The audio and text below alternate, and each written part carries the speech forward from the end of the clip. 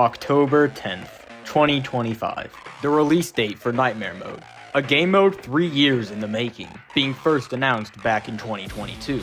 We've been waiting for it for a long time. Although it seemed like it was going to be finished soon back at release, it's been 2 years now and still has not dropped. Within those years, John Roblox hasn't failed to hype us up with Nightmare Mode. His consistent teasers and leaks have shown off the mode's towers, enemies, bosses, maps, and more, and players have become more excited for them than ever. We know so much about this update, and yet so much is still in the dark due to the complexity of the story as well as the supposed 2 modes in one thing. In fact, this mode is likely so huge that it changes everything about the game, and possibly the entire genre. The more you peel back the curtain, the more you see just how groundbreaking this mode truly is going to be, and I'm here to answer the question, just how big is Nightmare Mode, and what impact will it have? As you very likely know, 5 entirely new towers are being released alongside Nightmare, pushing the limits of not only TDX, but the entirety of Roblox tower defense as a whole. The Refractor, War Machine, Behemoth, Combat Medic, and the Shield Tower are upcoming additions to our arsenals. These towers have been shown off to be the most powerful ones we've seen yet, and from what John has shared, they're definitely seeming to live up to the hype.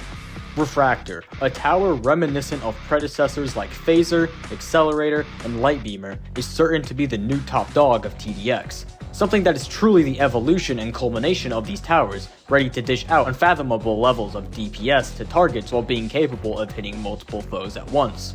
With double the health of Golden Juggernaut, this Calamity-powered destroyer has enough firepower to raise an entire battlefield, and it's sure to be a new favorite among towers. Then, there's the War Machine, a bipedal mech ready to mow down anything in its way.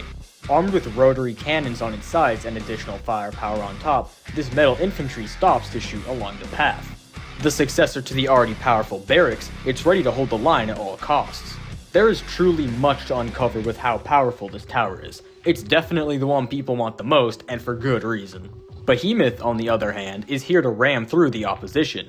Choosing between traditional high explosive rounds and bleeding edge railgun technology, this beast gives a new meaning to the name tank.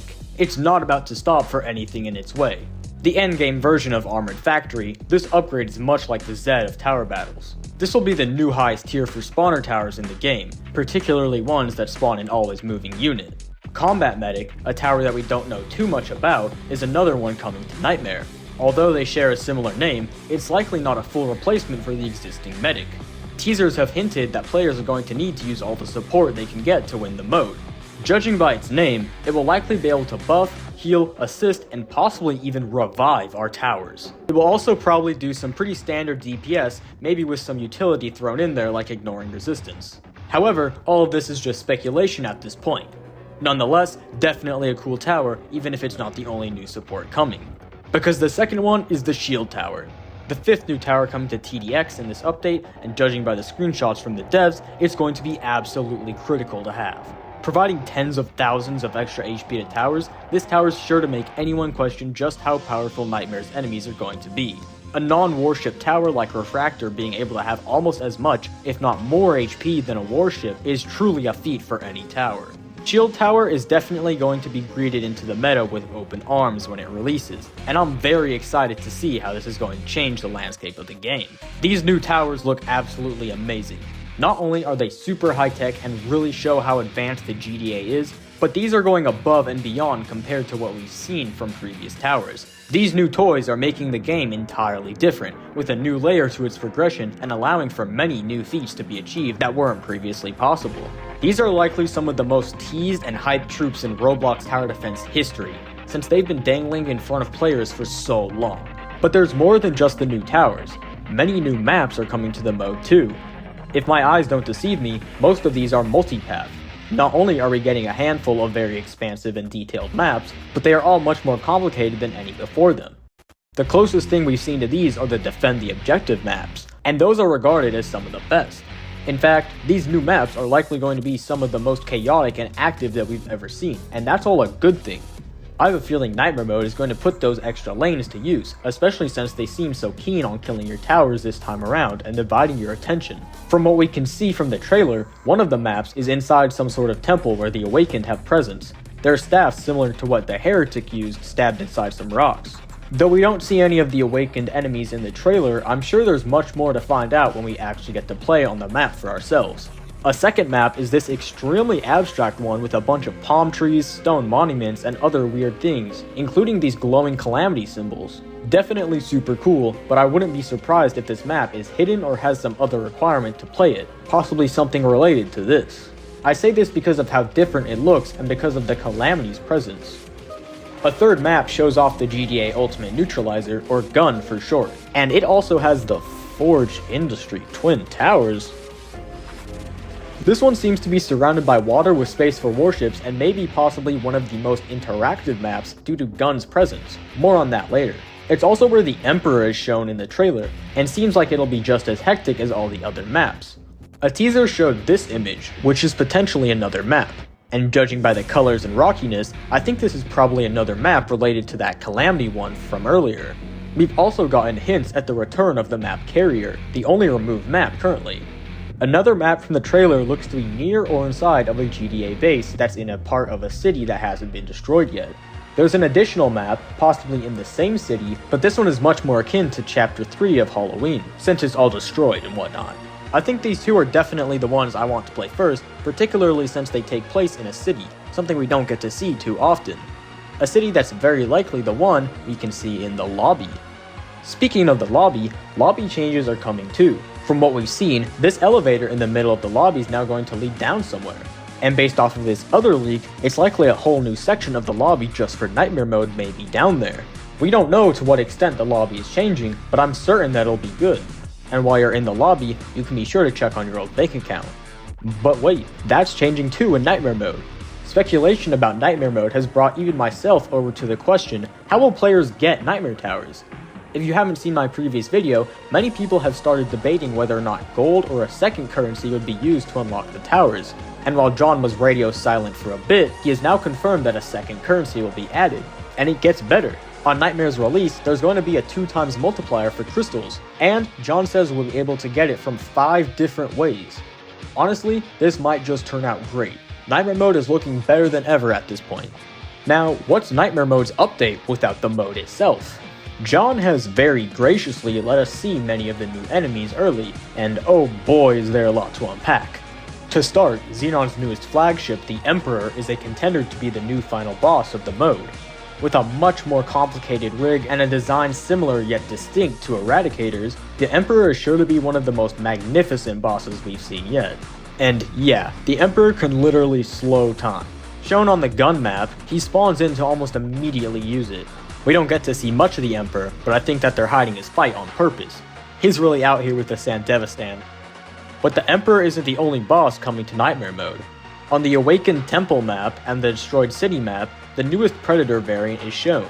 Alpha Predator is the next step up from Apex Predator, and judging by what we've seen, he's going to be just as deadly as the Emperor. I assume he will also be a big focus of the mode, serving as a very large boss fight that's sure to have your ears blasted. The so-called Jaeger Predator is another potential boss of the mode, as shown off alongside Alpha Predator. This may not even be a boss, and we don't know much about it, but I've had my eye on this enemy's potential to do front flips. Yeah, he can actually just do that. Anyways, another very cool upcoming enemy that I'm excited to fight. We also got a glimpse of this Calamity entity, which is speculated to be Mallory. I think it's very likely that she's going to have a big role in this mode that we haven't seen yet, one that relates to Dr. Xenon and the ending of Nightmare Mode. Amidst all these leaks, John mentioned that a new friendly boss will be introduced in the mode. We have no idea what this is yet, but many speculate on Gun or possibly even Eradicator Mark III. Alongside all these new bosses, the mode sees returning ones as well. Eradicator Mark I, Mark II+, Mark IV, and Mark 1C are all returning, as well as Destructor and VX Drone. Other enemies, like the Eradicator soldiers, the drop pods, what looks like an upgrade of the Grumble, these new really huge ones, the Avatar Mark IIs, and so many more have been shown off to us. These new enemies all seem to have a unique aspect to them that makes them more than just a moving target. Some of them shoot, some of them may explode, some of them are flying, others fall from the sky, and we have 2 of them doing rolls. Damn it Xenon, stop making the Predators do acrobatics mid-fight.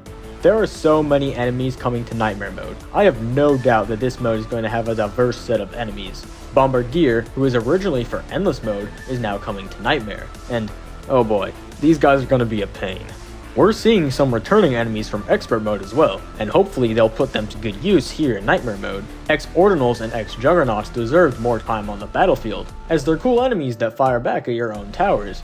Bringing back X-Ordinals in particular is a good choice, and it lets a good enemy not go to waste after only being used in 2 ways of Expert Mode. Either way, Nightmare's roster of enemies seems like it's going to be huge, much bigger than anything we've seen before, besides Endless, but that doesn't count. Come on guys. This leak was shown, and it appears that Xenon has an enemy that can throw spawners onto the path. This is like the combination of a Grenadier and a Deployer, and I love to see this creative enemy design. Rebalances are coming to the game too.